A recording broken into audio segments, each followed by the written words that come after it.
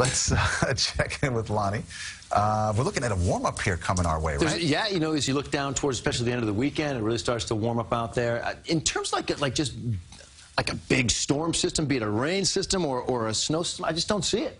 I just don't see it. I mean, there's some activity out there, not in our area. It's going to be north of us. So what we focus on right there, the snow melt that continues to take place. Now, as of right now, in Central Park, you have 2 inches of snow on the ground in the park. Now, if you're walking the streets of New York City, you'll know you see a lot of sort of like black snow and piles along the side of the streets, but really nothing on the roadways. But in the park, the grassy surfaces, you've got 2 inches still on the ground. We had as much as 9.4 on Friday morning. Well, it'll be gone by the time you get into the weekend because we do see a warm-up out there. That's what Maurice was just talking about. But what I see are these two systems. Now, we spent some time earlier in this newscast talking about how if these two systems were to really, you know, sort of meet and become a big storm, it would be a big problem for us.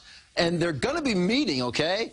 But in order for this to be our snowstorm, this meeting of the minds, which is going to take place about 300 miles east of Montauk, would have to take place around Maryland. That's not in the cards, not as of right now. If it changes, believe me, I'm going to be the first one out here, and I'll be telling you about that. But right now, we have a lot of data and a lot of confidence that it's going to be taking place, this merger at least, offshore. What that means is, the backside of this storm, it will be spilling in a lot of snow in portions of Canada and northern New York. So look at what the projected totals are as of right now. And look, this is the North American mesoscale model. I'm showing you the smallest totals. I've seen a lot bigger ones than this, but you're looking at anywhere like around a foot, anywhere from like Augusta into portions of New Hampshire and Vermont, all the way up into Canada. And in our area, you know, a 0.2 in Monticello. Now, the biggest number I can find is like a 1.2 around Monticello. But I'm not going to spend the time going through all the different model runs because this, as of right now, looks to be somebody else's storm, not ours. So today, we had a high temperature of 40 degrees and a low of 28.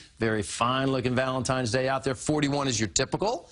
But you look at what the hottest Valentine's Day was we ever had. The record 63 degrees in 1946, and the coldest ever? How's this? It was just last year. We were 1 below for a cold temperature reading. The snowiest ever, 1914. Way back, 1914 had 8.1 inches. Let's take a look at how we see the next 7 days. Here is your extended forecast.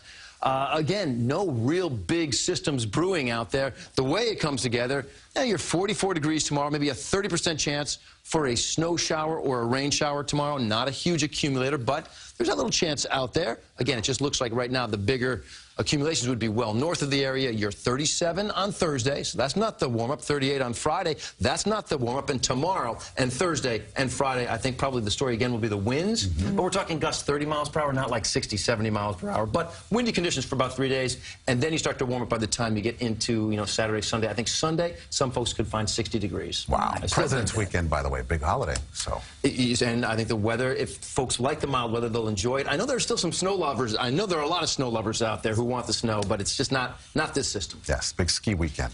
Thank you, Lonnie. The resorts are getting great. Well, tonight's